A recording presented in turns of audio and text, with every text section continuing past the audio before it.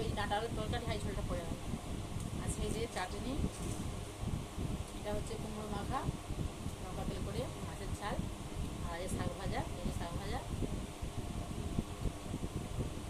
আর ভাত তো থাকবেই। তো ঠিকই দেখা যাচ্ছে না।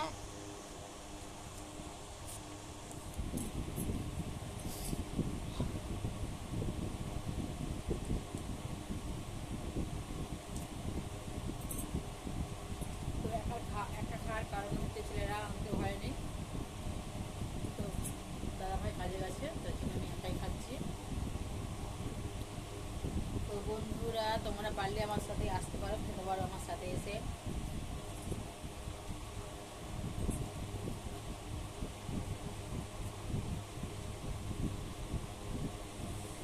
তোমাদের নিশ্চয়ই খেতে কারো বাকি নেই, তোমাদের সকলের খাওয়া হয়ে গেছে।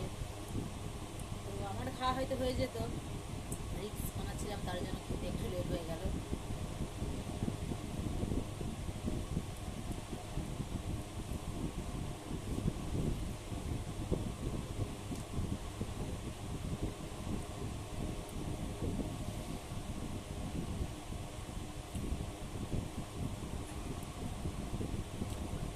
তো গরমটা তো প্রচণ্ড পড়ে গেছিলো, কিন্তু বৃষ্টি হবার কারণে আবহাওয়াটা একটু ঠান্ডা হয়েছে, তবুও গরম লাগছে, তার জন্য পাহাড়ে একটু জ্বালিয়েছি।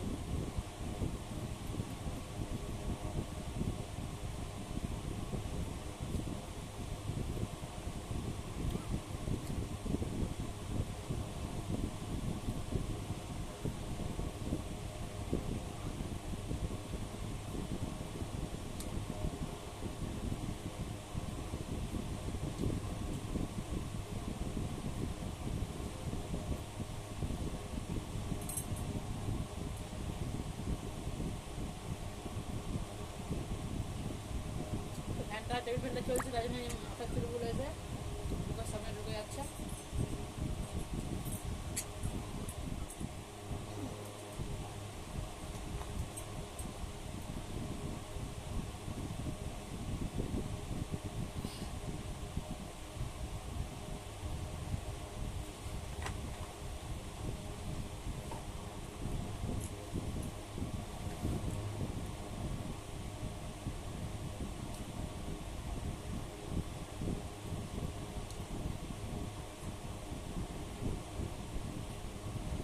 কুমড়া ভাতে এমনি কুমড়া সেদ্ধ কার কার ভালো লাগে অবশ্যই কমেন্টে জানিও। তো কুমড়া সেদ্ধ করে লঙ্কা তেল দিয়ে মেখে খেলে খুব সুন্দর লাগে।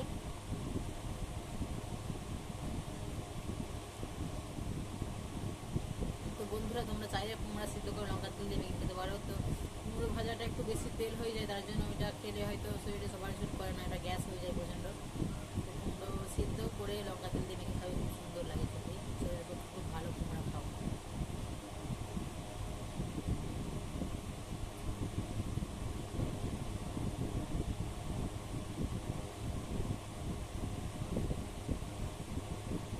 বাজার থেকে নিয়ে এসেছিলাম, বেশি কম, কত 800 হবে না কুমড়োটা, হ্যাঁ 800 হবে, 800 ওজনের একটা কুমড়া এনেছিলাম। তো একটা নয়, এক ফালি এনেছিলাম 800 ওজনের। তো কালকে কিছু করেছিলাম কুমড়ো পুঁইশাকের তরকারি, তো আজকে ছিল কি সবজি, ভাজলে অয়েলি হয়ে যাবে, বেশি তেল হয়ে যাবে, তেলের জিনিস একটু খেতে কেমন লাগে, মানে হয়তো মাংসতে হয়তো ঠিক আছে একটু তেল হলে, কিন্তু ওই যে কুমড়ো ভাজাটা আমাদের পছন্দ লাগে খেতে, ভালো লাগে খেতে, এই যে পছন্দ কুমড়ো ভাজাটা খুব পছন্দ আমার। কিন্তু খেয়ে পেরে সহ্য করতে পারছি না, গ্যাস হয়ে যাচ্ছে প্রচণ্ড, তার জন্য কুমড়োটা সিদ্ধ করে নিয়েছি।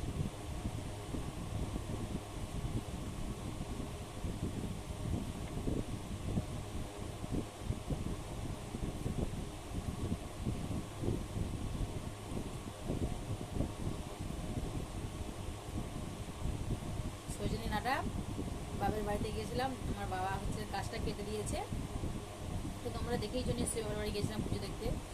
তো সজনে ডাঁটা বাবা গাছটা কেটে দিয়েছে, বন্ধুরা নিয়ে যা, নিয়ে এসেছি, সজনে ডাঁটার তরকারি করেছি।